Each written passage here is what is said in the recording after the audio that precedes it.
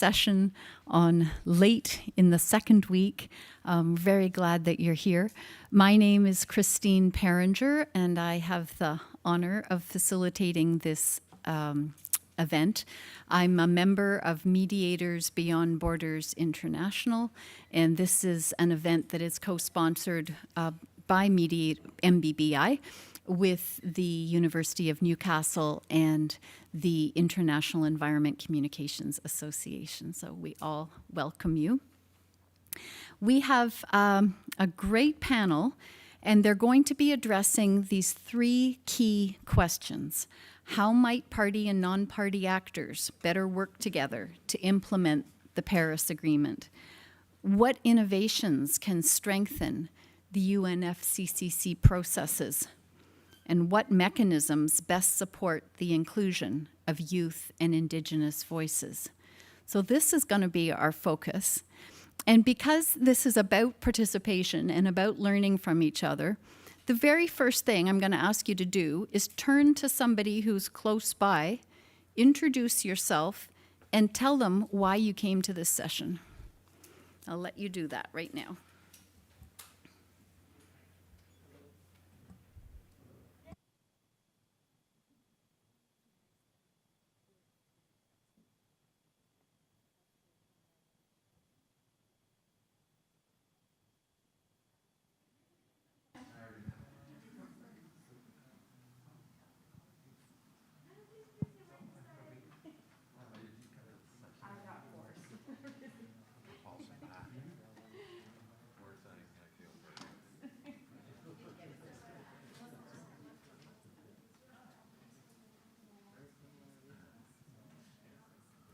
I'd like now just to let you know who is going to be speaking. Glad to have all the clusters of conversation happening already.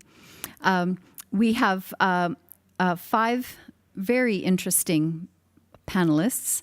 To my left is Pablo Mis with the Belize National Indigenous Council. Online and visible, no, not right now, is Dr. Katharine Rietig of Newcastle University in the UK. Kassim Gawusu-Toure from Ghana, next to Pablo. And at the end of this table, Dr. Gregg from the International Environmental Communication Association.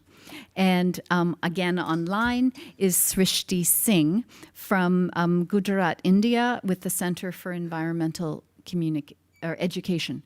And all these panelists will be answering our panel questions in their own way.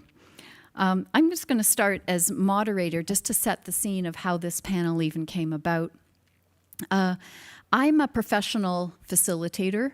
I came to my first UNFCCC meeting 3 years ago in Bonn, and I was appalled at the contrast that I saw between the urgency out in the world and the Fridays for Future protests that we could hear outside the negotiating room and what was happening within those negotiations in terms of the process they were using. I bring a facilitator lens to this, and when I talked to my colleague, Katharine Rietig, who you will hear from shortly, she said, we haven't heard a facilitator's lens on how these meetings operate. Maybe we could do some work together on that. And that was the beginning of the Better Climate Governance Project. And so we have a website, betterclimategovernance.com. You can see policy briefs that have been written there. We currently have an academic paper that is being reviewed for a journal. And we have a number of projects. And one of our projects that's just starting is the creation of a network of people who are interested in better climate governance. And on chairs, I put a little sheet. So I'd encourage you to take that home. And if you're interested to join as a fellow of the network, being interested in this topic is the requirement. There's no big high bar, because we want to create a community of people that are interested in looking at how these negotiations operate, and also all the other levels at which a different way of communicating is necessary in order to achieve the Paris Agreement. I want to share just one, we can go to the next slide. Oh, you're there already. Excellent, Lily. I also want to introduce Lily from Mediators Beyond Borders International. And Lily is a tech whiz, and we are so grateful to have her taking care of the tech. Thank you.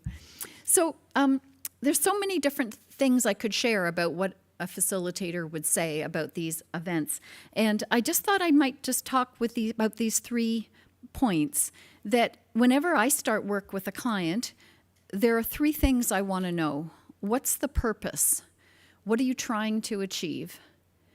Who are the people you need in order to achieve that goal? And then design what process you're going to use to achieve it. And quite often a client will approach with a process. We want you to run a meeting, but the part of the preparatory work is backing that up to what do you really want to achieve and who needs to be there. And then quite often the process will then evolve to be something different. And applying that lens to the UNFCCC, I noticed that the purpose is really clear, that we are facing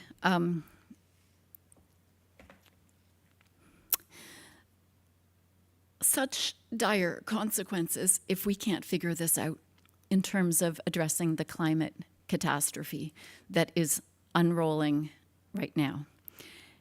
And it is, and the Paris Agreement has offered such service in establishing the target of 2 degrees warming and, if possible, 1.5. So that's our purpose. It's really clear. If you go to the next, to the people, there's been a realization over the 30 years of these meetings that all the right people haven't been involved. And so that's why part of this panel is about who do we need to involve, who isn't. If you needed to achieve that, would you say we only want representatives of national governments to come together? Well, no, you'd say we need things happening at all different levels. And so that we're going to hear some thoughts on that today. And then third is the process. What's the process to get those people? Would you say that people, 193 people sitting in a room, each speaking consecutively in prepared statements, is the fastest way you can get agreement towards the things that need to be agreed? And I think you'd say no. But that's the historical diplomatic process has resulted in that happening for this negotiation. And even in these negotiations, you can just tell there's such a hunger for things to be different. So just my last slide that I'll share is there are many tools possible, and there's more information about these on the betterclimategovernance.com website. But greater use by presiding officers of reframing and summarizing, the use of straw votes where people show where they stand on something so you don't have to hear from everybody. And it's not a binding vote because votes aren't even part of this process. But you could use straw votes just to get a sense of the room rather than having to wait for everybody to speak. The bricks and bullets, it was a technique where small groups were used in the Mercury Convention, in the lead up to that, and people negotiators developed what were the bricks, the foundational solid pieces that they could work on, and what were the bullets, the things that were likely to take more time. And that was an example of an innovative process that really engages people more productively in a generative conversation rather than the more formal traditional diplomatic one. Talanoa dialogues, indabas, world cafes, these have all been used at various times, and they seem to be used and then backed away from for about a decade. And then there's a new one come, and now World Cafe seems to be at its potential peak, but who knows, maybe more. Been watching the global stock take and their use of that very effectively this time.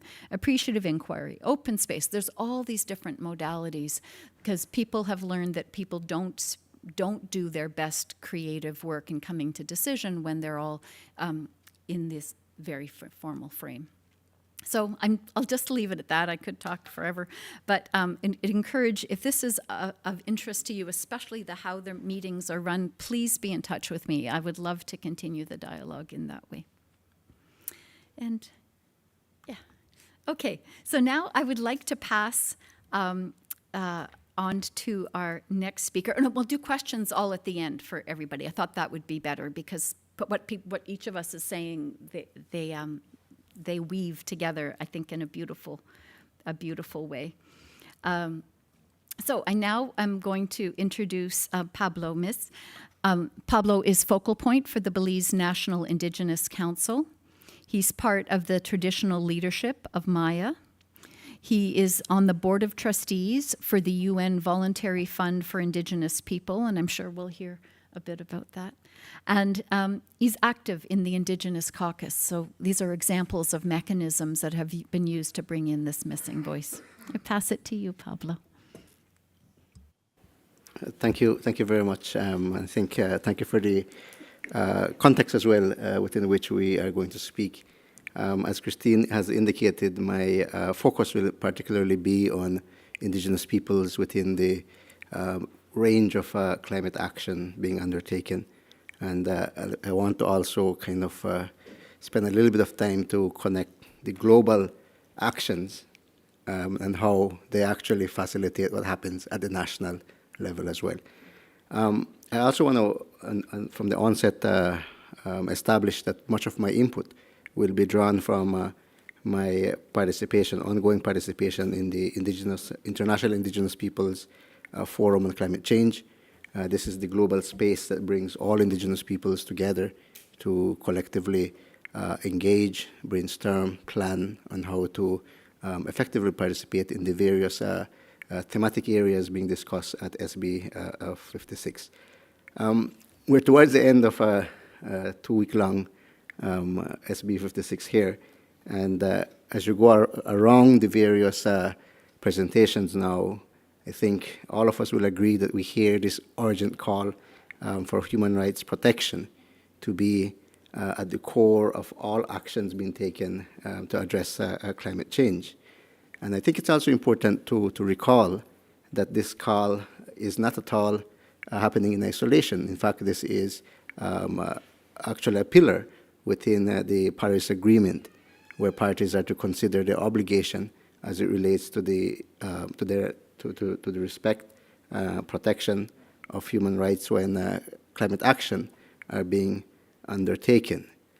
Now, in the caucus itself, we had our last meeting this morning, and again, one of the salient point that came out is the continued sense of invisibility of Indigenous peoples in the climate process. There is this consensus amongst the Indigenous representatives that Indigenous peoples, Indigenous youth, Indigenous women, particularly Indigenous persons with disabilities, remain invisible as rights holders in the entire process of climate change. Now, that's at the global level. That's the sense at the global level here. But it is important as well, though, to make the connection that what is established here facilitates what happens at the national level. Take, for instance, the national determining contributions. If there is not enough effort being made to put human rights, to put effective participation of Indigenous peoples in the processes of climate change, then naturally what we will end up with is either an absence or a diluted participation of Indigenous peoples at the national level in strategic actions such as the development and the framing of the national determining contribution. Then we come back and wonder why maladaptation is an issue. Mm-hmm. So again, I think that there is a need to make sure that when we talk about human rights, we're talking about across all actions, both at the global level, at the national level, and that is, I think, framing it from that perspective and continuing to frame it and to advocate for that in every negotiation that's happening will help us to ensure a more effective participation of not only Indigenous peoples, but I think all peoples that are associated or impacted by climate change. Now, Participation is always a very difficult thing to achieve. And I think in our own sector of work we do, even that is a challenge for us at the local level. But I think there are some opportunities to learn from, particularly at the global level here within the UNFCCC processes. As I mentioned earlier, the Indigenous Caucus is a part of the Global Platform for Indigenous Peoples.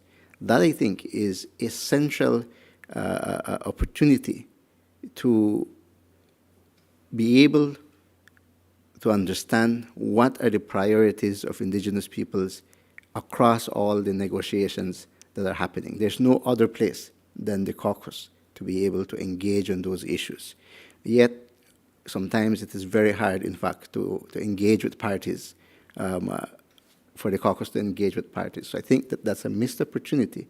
I think that's an opportunity that we want to emphasize, that is available even at this level, and Indigenous peoples go at great lengths to try to be here and to try to organize themselves in this process. And I think this connects as well to the call for a greater level of participation of observers throughout the processes. And I think we had a few incidents here where it was open to observers, and then when you get there, the doors are locked because some country, who we will never know, has objected to participation. I think that if we are a part of the solution in climate change, we must be a part of the process to observe, so that we can strategically then work with our partners to do best at putting in place the text that needs to be there that will guarantee better engagement, better participation across the process. Another example I think that exists is the Indigenous, the local communities and Indigenous peoples platform that accompanies the subsidiary body for scientific and technological advice. The platform there has what's called a facilitative working group. While it comprises both of Indigenous representatives and state representatives, what it achieves is that it allows for the direct inclusion of priorities of Indigenous peoples on the table. So you don't have to be dancing around trying to get it in. You're able to engage directly with the representatives that sit on the facilitative working group for Indigenous people, getting to them more priorities, and then their task is to engage with the state representative there to do their best to coin our priorities and state priorities in a way that becomes much more easier for the entire negotiation to engage with. So I think that that is another model that exists there. So while many of the other processes do not require those kind of establishment of a working group, our assessment has been that there's nothing that prevents them from actually taking creative steps to put in place such processes or mechanisms for better participation, because it's going to be impossible to try to get each and every Indigenous representative's perspective. In fact, some of the perspective need their own processes to come to a common ground. But having this kind of mechanism kind of allows for a process that is easier to get the priorities of Indigenous peoples where they must be. And I will stop there for now, because I know that we have other presenters. Just to close out by saying, though, that Indigenous peoples, I think, are a part of the solution. We remain committed, but our commitment hinges on the ability of the UNFCCC process to actually create spaces for our effective participation. Thank you very much. Thank you so much, Pablo. And interesting how the process, you need a process within a process so that some of the constituencies of that larger group can develop their own opinions. That's interesting. Thank you. Our next speaker is Dr. Katharine Rietig. Katharine is principal investigator of the Better Climate Governance Project, which I talked about earlier. She is, her official title is Reader, which is UK for Associate Professor in International Politics at Newcastle University. She specializes in climate change negotiations, climate change policy, and transition to low-carbon societies. She holds a PhD and Masters of Science from the London School of Economics. And we are delighted that she could join us virtually. She was supposed to be here this week, but had a fall and hurt her ankle. So she is joining us from her home. Thank you.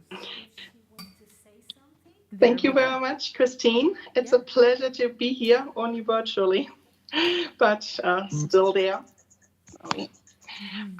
So I'm going to talk a little bit about the different strategies that parties and non-party actors can use to better influence negotiations and to become more effective in implementing the Paris Agreement. So if you could go on to the next slide, please.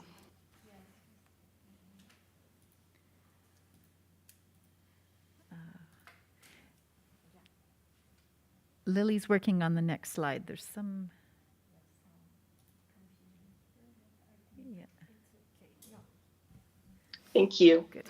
So based on about 12 years of research, and the key question was when actually is input by non-state actors or non-party actors used by government representatives, by parties who are then feeding the input into the formal negotiations.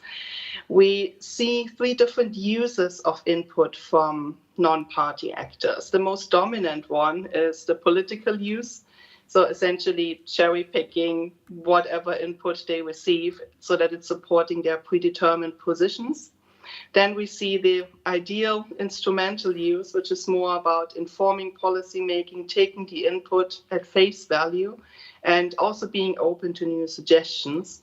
And the third and ideal one, from an even normative perspective, hopefully trying to get more also within the negotiations, is a learning perspective. So it's about drawing lessons, it's about capacity building, it's about really helping each other to become as effective, especially in implementing the Paris Agreement, and also at better negotiating open points as we possibly can be.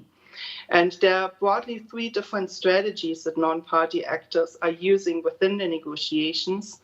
And the, again, most dominant one we see is lobbying, supporting their own objectives, and also having a quite strong legitimacy and also a certain power of the interests that are being represented. And there we see a strong link towards the political use. So if the lobbying and the political perspectives of the parties match, then we see things moving forward. The second approach, sometimes within the negotiation venues, but especially outside, is activism, supporting, again, their own objectives, using the media and also public pressure to put pressure on not just their own, but also other governments. And there we also see a lot of political use in terms of the alignment, sometimes to a lesser extent instrumental use, in the sense that, yes, governments are taking on the then opposing position and are starting to shift their own political objectives to align with the strong public pressure. And the third one is providing expertise, which happens across all constituencies. And there it's really about knowledge and experience with successful policies around the implementation and all of the NDCs, for example, but also evaluating policies, how effective they are, the negative and the positive impacts. And here we see often an instrumental use and ideally also a learning use where parties are then really engaging with the input and thinking about how they can move things along in ways they hopefully hadn't expected to do before. Could you move on to the next slide, please? So there are different things that parties can do. So after they have received some non-party input or not. And this is really to identify common causes, looking for allies of similar interests, going also beyond geographical constraints, focusing on shared objectives. They can build sustained networks, to network strategically, to build trust within a new network, and to focus on shared experiences. They can take on leadership roles as policy entrepreneurs who draw power from personal attributes, not necessarily structural power, being very charismatic, very passionate about the things, the points they need to bring across. It's also about using expert knowledge, having a can-do attitude, listening to each other's proposals, finding common ground, and also building coalitions and bringing in like-minded allies. It's also then about taking on leadership roles in the sense that it's focusing on those shared objectives of wider societal traction and ideally some sympathy for them, to consider also which, if it's a delegation from the global south, what the global north has similar interests in, and to build bridges and the other way around, and also among the global south countries. It's also about identifying allies outside of the formal negotiations. Then it's important to remember that there's strength in numbers, and specializations within a coalition can also help to overcome capacity building problems, having small delegations, having not necessarily key experts on particular topics there. It's really about thinking how they can address and advance resource sharing within a coalition. It's about specializing on particular agenda items based on existing technical expertise. But there is a precondition for this, and this is really having trust into each other's delegations and shared objectives across the different coalition members. It's also important to use the months between the COPs. It's about deepening and strengthening the network, making needs-based analysis to identify areas where they can improve their activities, for example, around technical knowledge. It's about setting up mutual learning opportunities to invite in subject experts and to also capture existing implicit knowledge of experienced negotiators who might be moving on at some point, so not to lose that knowledge. And it's also important to focus on the strengths and celebrate successes, and to keep in mind that depression is an occupational hazard at a slow progress, and to also look after each other's own well-being, and to acknowledge that realistic targets are necessary and that can be achieved. But time is running out, so there is a very strong urgency to really improve the process. Which brings me to the learning aspects. Next slide, please.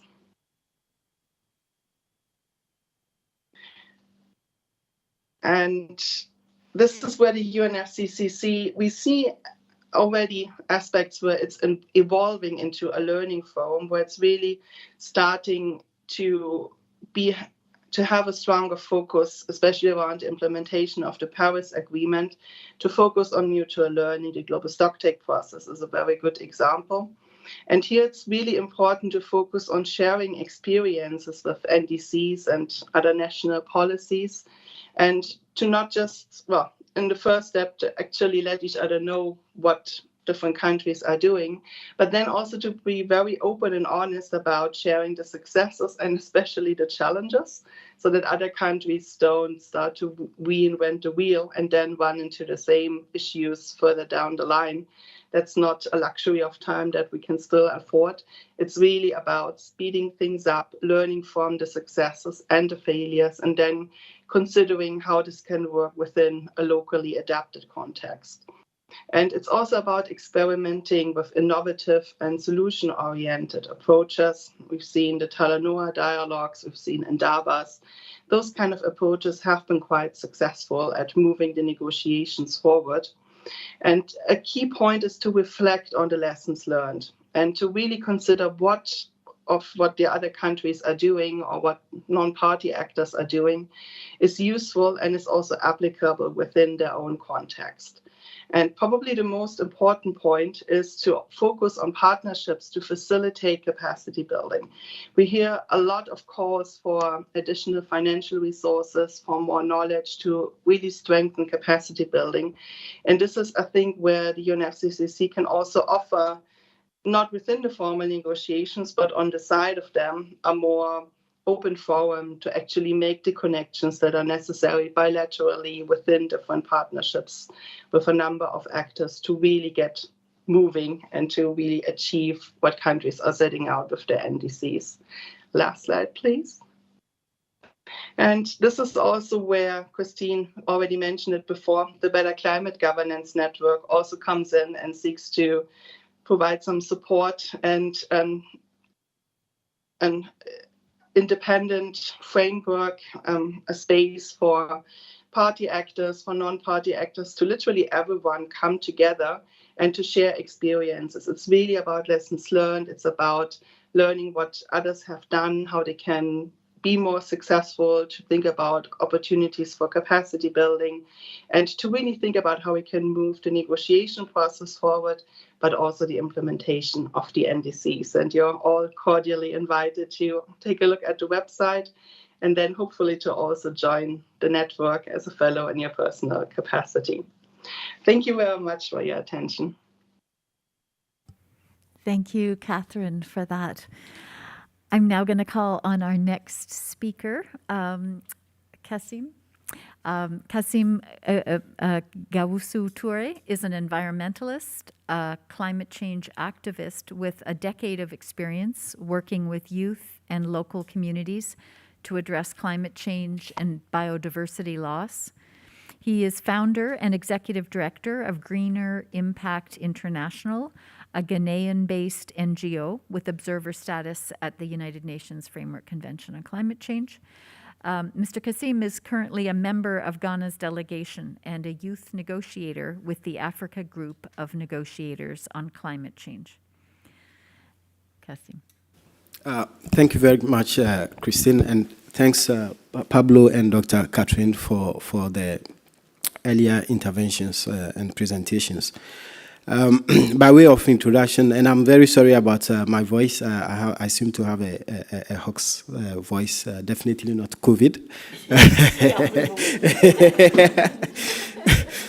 So by way of my, the way I was introduced, my presentation would largely focus on young people's participation within the process and how as young people, we have been treated unjustly in terms of the process and how we can bring on board our potential towards addressing the challenge that we have with regards to climate change. I think it was quite clear from Dr. Katharine's presentation that we need collaborations between the state actors and non-state actors to be able to, in terms of capacity, to be able to advance efforts to achieve the goals of the Paris Agreement. And as young people, I think we play a very critical role in various aspects, because when you look at the Paris Agreement objectives, we have the mitigation goal, we have the adaptation goal, and also we have the finance goal. And in all those, you would realize that young people have a critical role to play in terms of achieving this. And I think it actually starts also from the capacity building, as mentioned by Dr. Katharine, where young people need their capacities to be built to first understand what the issues of climate change is, and then what is there. In terms of the threats for their future. And quite interestingly, we have within the convention, Article 6 of the convention, which clearly outlines ways to address the capacity and awareness creation. We have within the same, the Paris Agreement, Article 12, which has been branded as Action for Climate Empowerment. So largely, we know that the process, or the UNFCCC process, has structures in place to really advance awareness creation and also support in terms of capacity for the left behind, which is the young people, and also, as Pablo mentioned, the indigenous people and the very people who are at the forefront of the impact of climate change. But unfortunately, what we see as reality on the ground is totally different. So we have the framework, we have the systems, but the implementation is totally not up to the expectation as we have seen. And that is really what is derailing the action, because if we have enough, we have a good collaboration between the state actors and then the non-state actors, definitely we would make a good progress. And I'm want to cite few examples with regards to the youth engagement. So, for instance, by way of, as Christina has introduced me, I work with a local youth NGO which builds capacity, awareness creation, and also promotes public participation in the action towards climate change. But then we realize that as a young person who is passionate to really advance this awareness creation on the ground, I'm so much, limited in terms of a lot of stuff. One, I ask myself, I need capacity to be able to build other people's capacity. But how do I get that capacity? Do we have at the national level processes that really encourage young people's participation in terms of building their capacities? Yes, we have the ACE. As we have the work program on action on climate empowerment, which is the Doha work program. But we saw what happened to the Doha work program within the 8 years of the implementation. Even though we had a situation where people were designated at the national level as focal point for action for climate empowerment, but no support was given to them in terms of actually advancing the element of the Article 6 of the Convention, or Article 12 of the Paris Agreement. So, and particularly more interesting to highlight is that Africa as a continent is already, challenged with a lot of problems in terms of means of implementation or in terms of financial support to be able to do this. So when the ACE focal points were established without any support, it means that definitely what young people are looking forward to as a hope for their capacities to be built is just a structure without any action or anything to write home about. The second point that I would want to also highlight is that beyond awareness creation that we as young people would like to advance on the ground, we also want to be part of the implementation of concrete projects on the ground. So for instance, at a point my organization started a project which is a project to distribute solar lantern to rural communities to rural communities who do not have access to the national grid electricity. This, I think, was a great project potentially to help with mitigation and also address some of the social problems communities face. Because once they are able to replace these solar lanterns with their kerosene lamps, they are able to save some monies that could be channeled into other areas like education and health and all that. Yes, we did a pilot, but at a point we couldn't have the support that we needed as young people to really advance this work. And when you look at the climate, this leads to discussion on the climate change financial architecture that we have. You realize that the GCF, the JEF, and the Adaptation Fund and all that are all climate finance structures that are not friendly to young people because all the fiduciary requirement that they would ask before you are able to access those funds are something that we cannot really meet. And I think this is really an unjust way of really in terms of the way it is put out there that young people are part of it when the structures themselves are not in place, or even when they are in place, they are not really being implemented to advance the interests of young people. Finally, not to take too long, I would like to also mention that even with the climate finance architecture that we have, it is quite understandable that it is the parties that are able to access these funds. But the question is, how are those parties able to partner with young people and other non-state parties on the ground? We talk about universities who could also advance awareness creation at the institutional level. How are they able to partner with those institutions? How are they able to partner with young people within those financial within those funds that they are able to access from the GCF and all that? So I think this is quite something that has to be looked into so that even if young people are not able to directly access those funds, but there should be a structure where young people are able to tap into the funds that are accessed by national countries, so that they would be able to also support on the ground with the implementation of those the agreement. I think that's where I'll rest for now. Thank you. Thank you so much, Kassim. Our next speaker is Dr. Gregg Walker. And Gregg wears two hats here. He is with one of the co-hosting organizations, the International Environmental Communication Association, but he's also a member of Mediators Beyond Borders International and has been the lead on the climate change team for quite a number of years. Gregg is a professor of communication, affiliate professor in environmental sciences, forest ecosystems and society, marine resource management, public policy, and water resources policy and management. And he works at Oregon State University in Corvallis, USA. Gregg.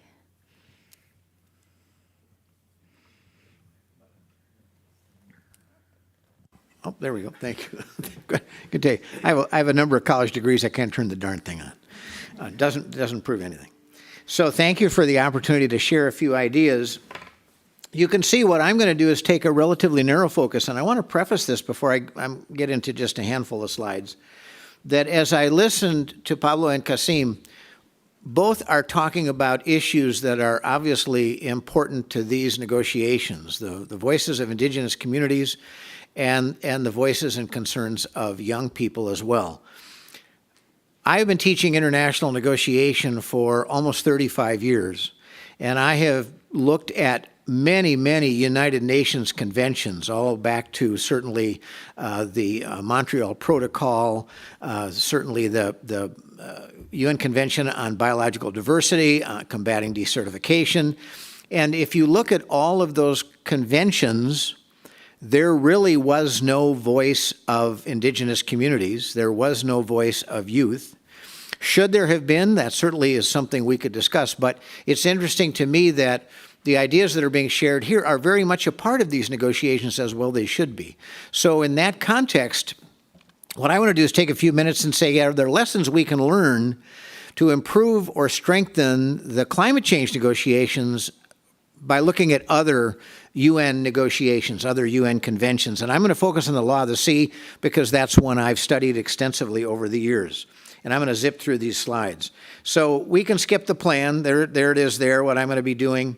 I'm going to get to some slides at the background. Now, a lot of you may know plenty about the Law of the Sea.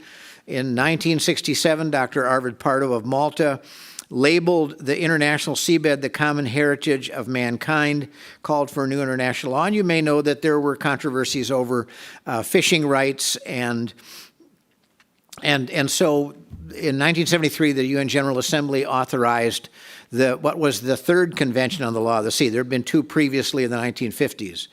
And it lasted 8 years and was a success. In fact, former Secretary of State in the U.S., Henry Kissinger, said at the time it was the most complex and successful international negotiation that had ever occurred. And you can see in this slide just some background that as of August 2013, 165 countries and the European Union had joined the convention. And it has endured certainly since 1982 and when it came in 1994 into force in international law. You all know the climate change negotiations. There's really nothing much I need to say here other than it's been going on a long time, with the first COP in Berlin in 1995 and obviously Glasgow most recently, and of course Sharm el-Sheikh. So we have these two conventions, one the Convention on Climate Change that we're all involved with, but we have the Law of the Sea. What can we learn from the two? Well, to compare them, I apply a method that another colleague of mine and I have developed, a very simple approach, where we look at conflicts, negotiations, decision situations in terms of progress. And we say that progress can occur in three areas: substantive progress, procedural progress, and relationship progress. And we represent it as a triangle, with the substantive dimension being the concrete content of a conflict or negotiation. The relationship dimension, matters pertaining to power, legitimacy, identity, face, voice, and procedural dimension, the processes used to make a decision. And you can see it in the way of a triangle here, pretty simple, and we've written about this in a book that a bunch of other places. My poor students for generations have had to hear about the progress triangle. But so I've taken the progress triangle and in very simple terms in these next slides, tried to offer some comparisons between the climate change negotiations and the law of the sea. And you can see the slide up here in terms of issue areas. Climate change, we're dealing with scientific, technical, financial, legal, but we're dealing with human dimensions. And we think, for example, about the voices of Indigenous communities, the importance of Indigenous knowledge. We're looking at what I call the human dimensions of climate change, something that really was not addressed in the law of the sea. The issue complexity, I've been coming to these meetings since 2009, and the issue complexity has increased substantially, and again, for good reason. If you go back to Berlin and look at COP1, there was really no significant talk even of adaptation, much less gender issues, Indigenous voices, the presence of young people. And so the agenda and the issues have become more fluid, and in the case of the law of the sea, there were many issues, but they were finite. Issue jurisdiction has been difficult at times given different bodies. Some of us remember Doha, where at that point there were literally 8 different negotiating bodies operating, whereas in the case of the law of the sea, it's been very clear issue assignment and differentiation. And if you look at the texts, there's some similarities there in terms of the use of single negotiation texts, but we know, again, given the complexity of the issues, that the texts sometimes contradict each other, and it's sometimes hard to know what people are really negotiating about. When you look at the relationship factor, you're going to see that in terms of climate change, the role of media is interesting because really the law of the sea didn't have that. We had no social media, we had no internet, and in fact, if you follow the law of the sea, when the first big meeting occurred in Caracas, Venezuela, the media showed up, they stayed about a month, found it to be so boring they all left. So you can imagine with no media coverage the difference that makes. But the role of the media is incredibly important, certainly in the climate change negotiations. We know that coalitions existed in both groups, but they're very fluid and emerging in the context of climate change. And civil society organizations play, the non-state actors play an incredibly important role in the climate change negotiations, whereas they really didn't play much of a part in the law of the sea. When it came to decision-making, we know there's a lot of discussion about consensus, and as part of the focus of the project that Christine and Katharine have been talking about, and we know that consensus was in fact part of both, but in the law of the sea, there was this pre-negotiation period that involved this thing called a gentleman's agreement, which I'll share with you in just a bit. And in the case of, as I mentioned before, in terms of structure, the negotiation bodies have changed where they've been very stable in the law of the sea. And then you can also see, too, that the agenda was stable and fixed in the law of the sea, and the size and site, stable participation, multi-year sites, whereas in the case of the COP, we move every year and have a different presidency. Now, is that a good thing or a bad thing? That's certainly something that people could discuss. But what was this gentleman's agreement? And this is really interesting when we think about the consensus process that we all experience. In the law of the sea, there was this idea that votes might happen, but before taking a vote, the parties had to decide that all efforts at reaching consensus had been exhausted. Then there was a cooling off period, and the Law of the Sea Conference president could attempt to achieve consensus, but if not, there would be a vote. And Tommy Coe, who's probably regarded as the most famous negotiator in the Law of the Sea, talked about this in a lecture a few years ago. So it's an interesting idea, the idea that you have a consensus process, but you reach a point where you impose a deadline, and if consensus then is not reached by then, there is an alternative approach. So when we think about seeking consensus on climate change, what are some comparative insights between the two? One is recognizing that the climate change negotiations are more complex, more issues, more parties, more observers, more media, and that the complexity continues to increase where the law of the sea remained constant. Both climate change and law of the sea adopted an all or nothing approach. Either we agree on everything or we just keep negotiating. Whether that's a good thing or if we should employ what Roger Fisher wrote, fractionate the conflict, agree in smaller parts, is a point of discussion. The law of the sea had long-term stable leadership. This was one of the things that I found fascinating. The committee chairs served multiple years, whereas in climate change, the chairs change every 1 or 2 years. The law of the sea structure, the issue was set, the agenda didn't change, and it was a simpler negotiation. So perhaps consensus may be more attainable if the issue agenda is more stable, if committee leadership is more enduring. And of course, the law of the sea reached agreement. The UN climate change negotiations led to the Paris Agreement. But as we know by what's going on in Glasgow and here at the SB 56, there is still a lot of work to be done. So just, again, a few insights that we can gain by comparing one UN negotiation with another. Thank you. Thank you very much, Gregg. A lot to be learned from comparing. Thank you for that. I'm now going to call on our last speaker. Srishti Singh leads the climate change program at the Center for Environment and Education in India. She co-chairs the MECCE Australasia Regional Hub Network, and since 2019 has been involved in the UNFCCC negotiations with a focus on action for climate empowerment. ACE. It's been mentioned on this panel a couple times now. She has many years' experience working with several international, national, and subnational level climate change policy action and research programs, including leading a UNFCCC award-winning initiative Global Resilience Partnership Program. Srishti has a master's degree in environment management from Forest Research Institute, India, and extensive experience in locally led adaptation, resilience building, and climate change education. I now call on Srishti. There she is. Hi. Hi, everyone, and thank you so much, Christine, for that introduction and, of course, making me a part of this event. As you've already mentioned, and I have been following the UNFCCC negotiations since 2019, especially on the action for climate empowerment, education being the core area of my organization's interventions, which is the Center for Environment Education. I would say from the previous speakers, listening to the previous speakers, I would say that I am relatively new to this space, and I can't deny that it has been a little overwhelming for me to initially understand the whole process and now contribute to this slow, complex, and comprehensive process. I've been working for over 8 years at the intersection of education, adaptation, and resilience building, and have been able to, with my colleagues, with my team, with my supervisors, develop a few methodologies to enhance multi-stakeholder collaborative approaches.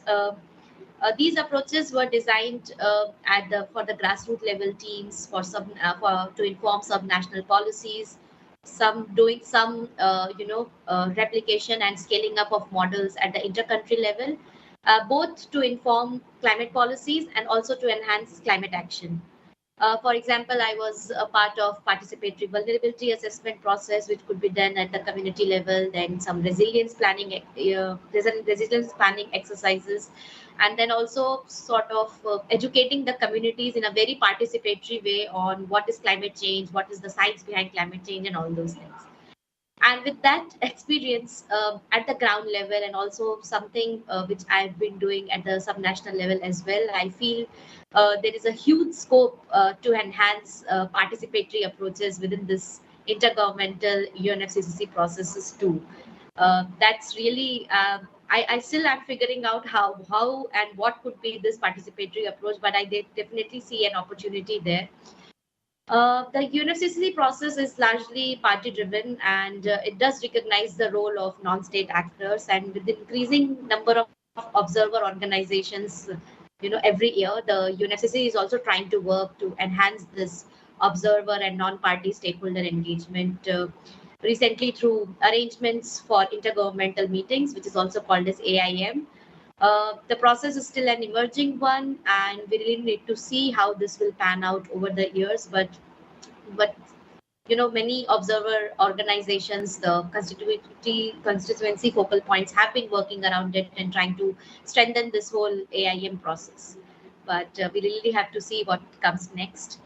But in my view, when we are talking about implementing the Paris Agreement, inclusively and effectively, there has to be both top-down and bottom-up approaches. I mean, it has to be a mix of both these approaches to effectively implement the Paris Agreement and trying to achieve the goal of 1.5. For the top-down approach, I majorly believe the UNFCCC party-driven processes need to involve non-state actors, especially youth who are going to be affected the most, not just as stakeholders, but partners in this whole process. Currently, they are actually much at the table. They have been negotiating also. They have been part of the party delegations through Yango also they have been doing. But still, when it comes to observer, engagement, they are mainly seen as stakeholders. But it would be good to see them as partners in this process. And some of the speakers, earlier speakers, have already mentioned of the disconnect between this international intergovernmental process and the national level circumstances, and the ground level circumstances are not even talked about in the policy space. But I feel the UNFCCC has this architecture and the capacity to create those spaces to forge these long-term partnerships and enable cross-sharing of knowledge, the experiences which these non-state actors are having, and have these maybe between civil society and party, or between party and youth groups, that could inform each other and devise approaches for them to work together at the national level. I feel this could help facilitate the implementation of national climate targets, which already other speakers have also mentioned, and the outcomes would certainly be reflected at the intergovernmental level. Since I have been working within the ACE domain, I thought that, and I have seen within my country, and also when I have been reviewing other countries, work, the non-party stakeholders are the most active within the ACE space, and have been leading, a lot of educational interventions on ground in most of the countries.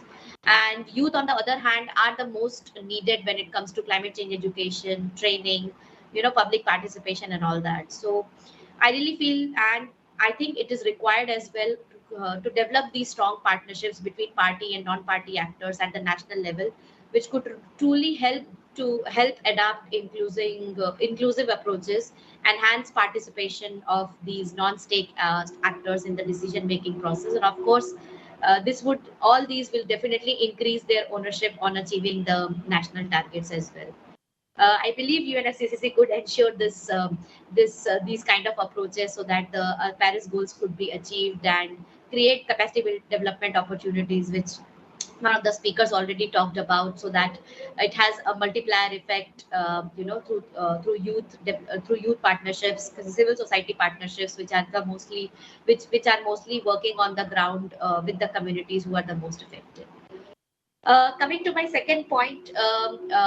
We also need to understand, I mean, we all probably know also, who have been working at the ground level, that there are many youths, indigenous voices, and the most vulnerable communities who are not actually a part of these UNFCCC events, or maybe they will never be a part of this whole global climate governance. But undoubtedly, they are the ones who are being impacted the most. So for all the voices to be heard, there needs to be a process which brings the voices of these peoples at the global policy level.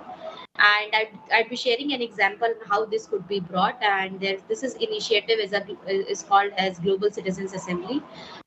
It's a first of its kind initiative which happened in 2021. It's an innovative process to give everyone a seat at the global climate governance table. The assembly, so I'll just briefly talk about what the assembly looks like and what was the process behind this assembly development, and how the People's Declaration came. And CE was one of the facilitators in this whole process from India, and there were many other countries and organizations. So this assembly is composed of 100 people globally, and who were selected by global lottery. And global lottery meant that anyone from anywhere on the earth could have been chosen. And the members were, the methodology to identify these members were accurately, distributed according to the world's population, and also selected via gender, age, geography, and what kind of attitude they had for climate change. So these global assembly members very interestingly deliberated through October 2021 and in over 30 languages, and they were all supported by community hosts for online conferencing facilities, where they shared their lived experiences of climate change. And not this the platform was not only to share their experiences, but they also were given some conceptual knowledge on climate change and how the global policy processes, happen, and what kind of, what kind of information or maybe inputs they could give to these processes. So they very interestingly they shared views and hopes for how humanity should address the climate and ecological crisis. And all these 100 members together then prepared a people's declaration. They voted on each sentence, giving reasons for their choice, and then this people's declaration was submitted to the COP26 presidency and the UN Secretary General. And this mechanism was actually very well taken, and was also found as the most practical way of showing how we can accelerate climate action through people's power. So definitely, I also felt that this was one of the most innovative bottom-up mechanisms to inform policies and bring the voices on the table, which I think would never be able to participate at the intergovernmental level. And we definitely need to, and such voices and such mechanisms really need to be built and welcomed, and with an understanding that everyone would not be able to be a part of these negotiations directly. So those were a few participatory approaches based on my experience, which I felt would enhance the non-state actor participation, as well as strengthen the collaborations for better climate governance. So that's it from my side. Thank you again. I really feel grateful for this opportunity, and I really look forward to having more such deliberations. Thank you very much, Srishti. So now I'm going to open it up. We had quite an elaborate, imagining we would have 50 people in the room. We created a system using Padlet where people could answer these questions. Oh, you're still going back to it? Okay. But I don't think we're a small enough group. I don't want to get technology in the middle of a conversation. So we're not going to use this great technology that Lily Pimentel just taught me today. But go back. We're moving back towards our slides. So I'll just remind you of what our key questions were. How might party and non-party actors better work together to implement the Paris Agreement? What innovations can strengthen the UNFCCC processes? And what mechanisms best support the inclusion of youth and Indigenous voices? So we would just love to hear. Tiffany has got a microphone, and the reason for the microphone, I'm sure we could all hear each other, but we've got people watching remotely, and there'll be a recording made. So, or there is being a recording is being made at this moment, and this will allow that recording to then be a full representation of what happens in this room. So with that, I would love to open the floor.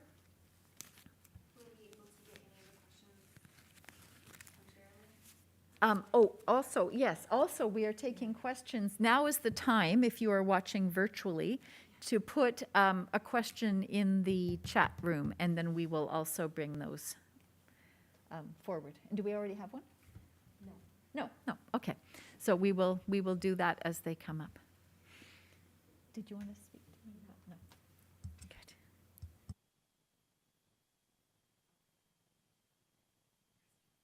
Okay, so is there anybody with a question or a comment or a statement, or what brought you here and keeps you here right at this moment, and how does what your interests are intersect with what's just been presented here? Love to. I guess I'm looking at you, you're to my right. Would you like to introduce yourself and just say why you're here, and then go ahead. Sure. So my name is Larry Moffat.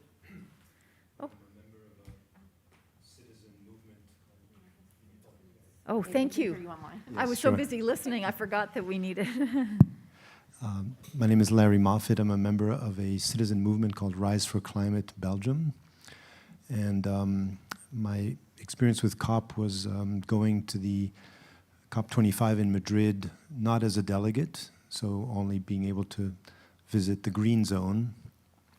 Then being able to go to the COP26 as a delegate representing the Brussels Press Club officially, but also being there as an activist, and being somewhat overwhelmed by the blue zone with all these dozens of pavilions and conferences going on everywhere, and I was just sort of navigating somewhat at random, and then being here the last few days.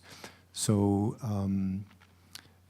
I felt privileged to have access to the blue zone, but I still felt somewhat left out because, of course, I didn't have access to any of the closed negotiation meetings.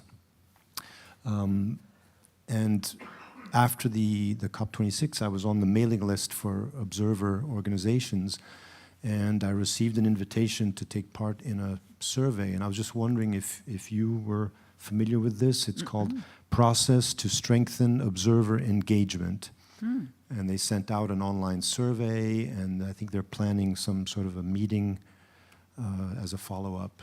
So I thought that was encouraging, and I was looking forward to participating in that. So that's basically why I'm here. Thanks. Because I do think, and I fully agree with everything that was said, is that we can contribute a lot to the process if we're given the chance to share our thoughts and ideas. Thanks, Larry. Thanks. Maybe we'll just keep the microphone going around, and by all means, if panelists want to respond to something, let me know. But let's hear from the room first, and then we could have perhaps some responses. Thanks, Tiffany. Yeah. Would you mind? No, we just what we're interested in is who you are and why you came to this, and how your interest intersects with whatever was being discussed here. And of course, if you really don't want to, that's fine too. Or if it was just a quiet room and the Wi-Fi was good, that's fine too. My name is Annelie Finke. I'm working for the Tropical Forest Foundation, an NGO based in Germany, but working with local partners within the world. And well, thanks so much for this excellent panel and bringing up this topic here. I think it's really a topic it's so much needed to have a place here, and I hope it can be brought in more. And I really, sorry for the moment, I'm still thinking a bit, but I'll pass on the phone. Sure. Thank you and welcome. I'm Katharine Mena. I'm from an NGO, a French NGO called Avenir Climatique, so Climate's Future in English. And I'm interested in the inclusion of youth in the processes of UNFCCC. And I just got out of a meeting with French researchers who are trying to know how, in which ways we can, what can we do to include the youth more? Because many of us are very lost in all the processes. Sometimes it's the first time that we come here, and we are not, we don't have the technical background to follow everything, and sometimes we don't, we want to make a change, but we don't know how. So we were thinking about how we could, what could be implemented to help us in the process. And yeah, I think that's very interesting, and I think there really could be things done to help the youth to feel more included, and yes, that's all. Thank you. I think behind you, perhaps. Thank you, Kata. Good evening, everybody. I'm Helta from the Indian delegation. I just came here to, and I was very glad to listen to the diverse perspectives and to the various stakeholders. Nothing else from my side. It was, I would say, it was a very good session, and to hear from everyone. Oh, wonderful. I want to put you on the spot a little bit, if you don't mind. So you're a party member with India? Yes, I'm part of the delegation. Yeah. And so what's your experience of how these negotiations operate? And do you see things that you think could be done better, or is it, do you really accept that how things are is the way it needs to be, which is the other perspective, of course? Maybe I'm also new to this process, so I have just started, or I have just got into this process of negotiations. So I would say I'm also in the phase of learning, and I'm just, that's one of the reasons I came to this session also, to understand the perspectives. So I would say I may not be the right person to comment on this with a lot of people with so much of experience over here. Yeah, thank you very much. And fresh eyes can often see things that other people, so welcome though. Would you like to, Pablo? Why don't you We're respond? going to have a moment of response first. Yeah. Oh, I just wanted to, I didn't want to lose a moment that, in terms of the participation of young people. Clearly there is a big gap there, and one of the conversations, at least, that we've had within the caucus is, the Indigenous caucus, is the need for even more organizing by regions, because if you look at the facilitative working group, for instance, it is going to have regional working sessions to inform what they put forward in the intersessional meetings that are going to come up. And one of the things that we've been putting to the facilitative working group is to ensure that those regional meetings or workshops include Indigenous youths as well.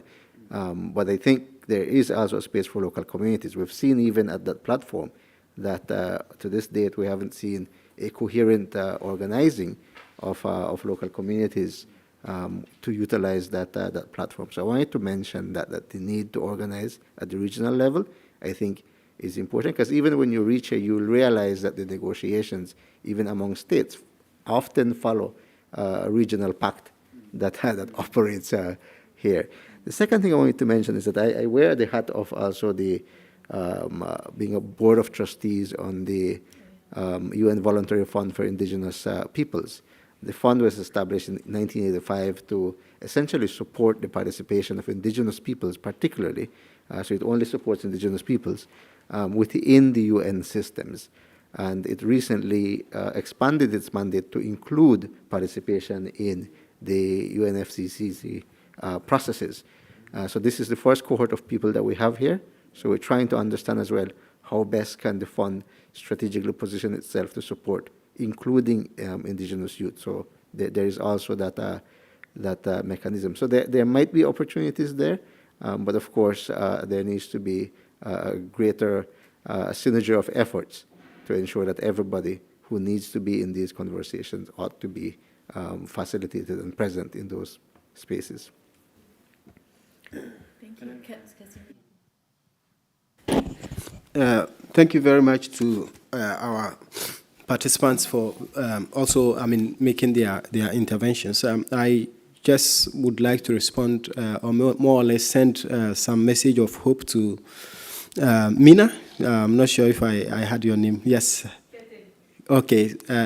Yeah. So, you mentioned that, many of the young people, and including yourself, are quite helpless in terms of your participation, because you really have passion that you want to make a change, but how you can do that, especially linking it to the national implementation process. And I can identify with that, especially when I started with this process.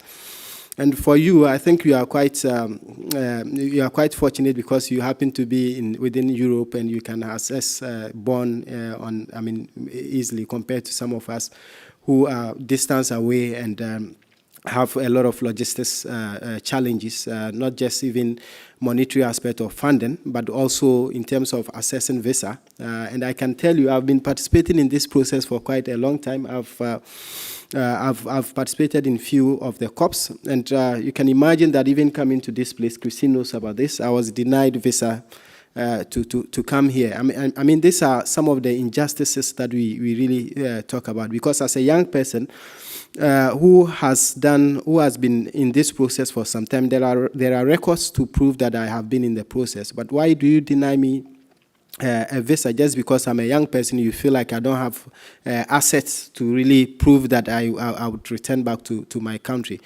So I think these are some of the issues, and I think I would want to also add to the point that for us in the global south, especially from Africa, we are looking at these collaborations not just in the sense of addressing climate change, but beyond even addressing climate change, because we look at it also as an opportunity to for advancing or opportunity to assess livelihood and also have opportunity for working opportunities from what we do. So, for instance, I talked about the Solar Lantern project. You can imagine how many people I could have employed out of this project if I had had support from the relevant institutions. And this would have addressed mitigation and then perhaps some level of adaptation, and also unemployment issues, which links to SDG 8 and all that. So I think it goes beyond all, I mean, just the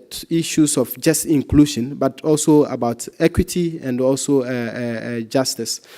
Again, on the same point, and when you look at it from the broader perspective, you realize that Africa as a continent is being encouraged to mitigate, to advance actions to mitigate. Yes, that is true, and we really want to do that. But if you are asking us to keep our oil in the ground, then there should be support.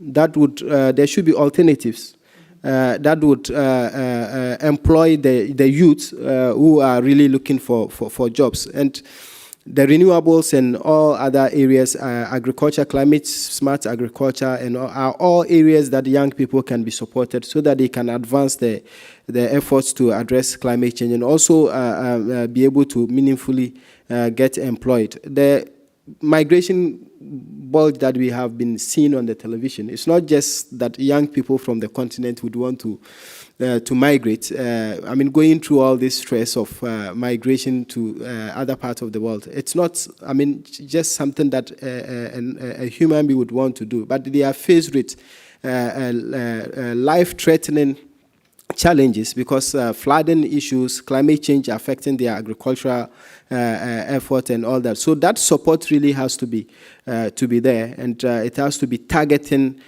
towards young people. That's just what I want to add. Thank you. Thanks, Kassim.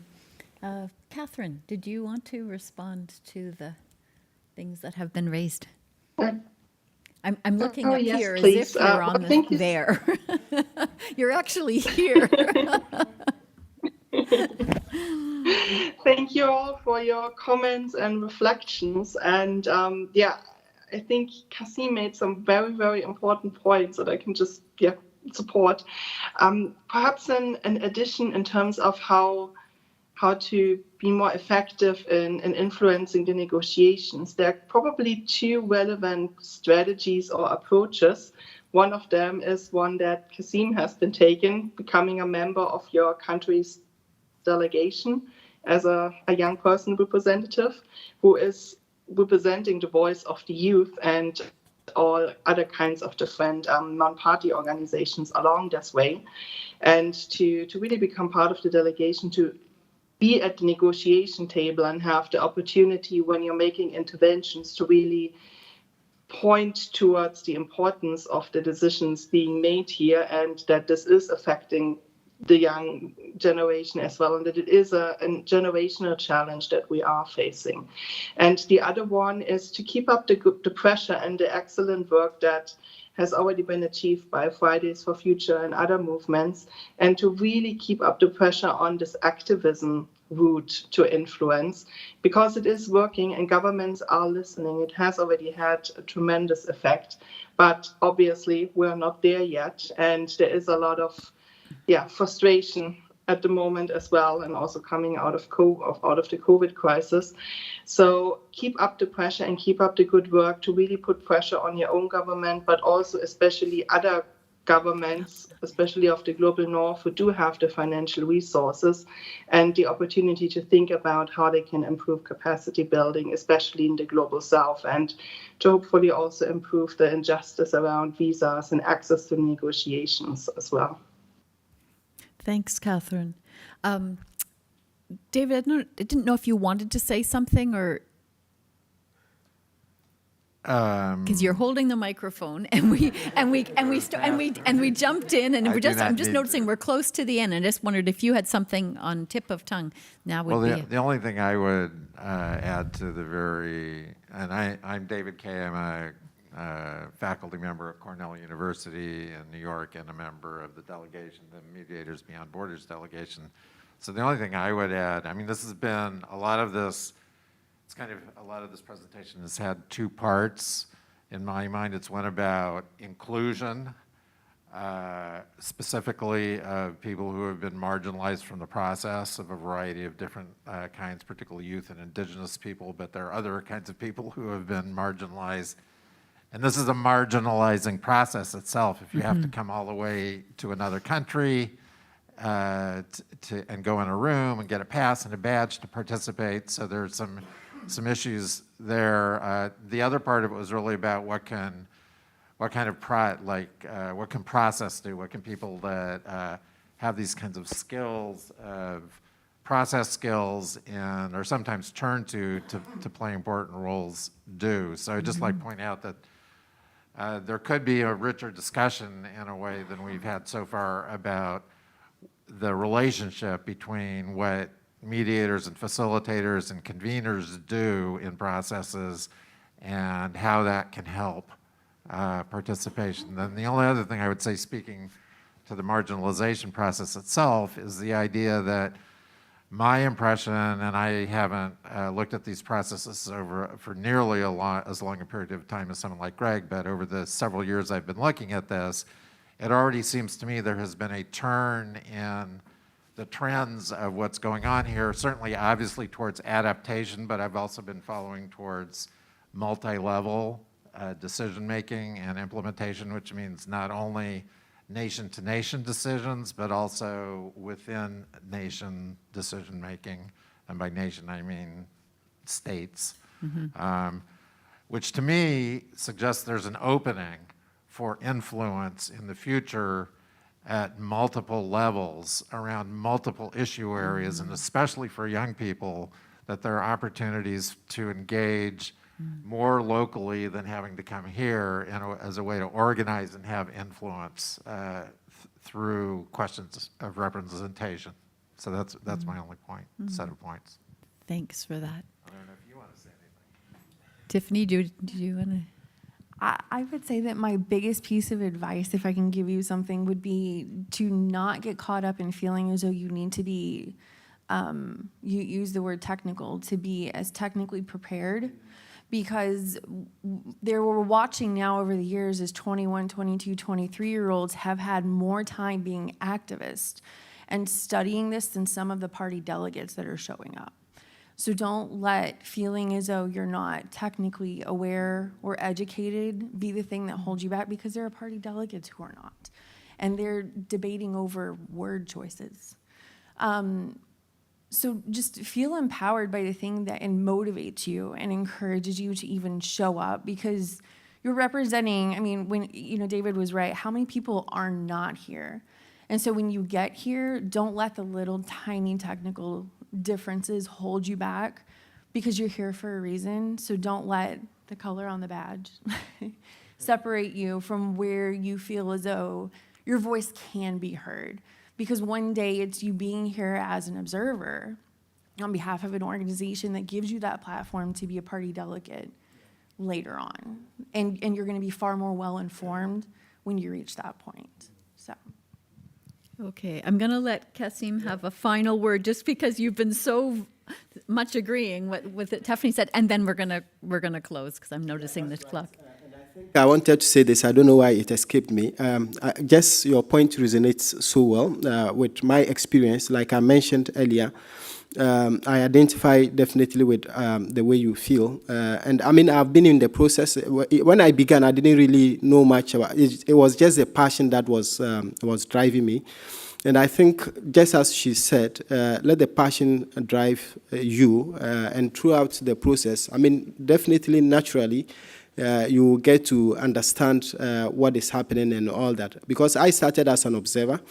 And fortunately, I mean, throughout this period of my engagement, I don't call myself an expert, but I think I am much more improved than when I started with the process. And I'm happy to mention that I'm even a junior negotiator now, helping with decision and also having the opportunity to influence the position of my country, not just my country, but the continent, Africa as a continent. So I think do not let this affect you at all. Just be driven by the passion, and there is so much potential through that.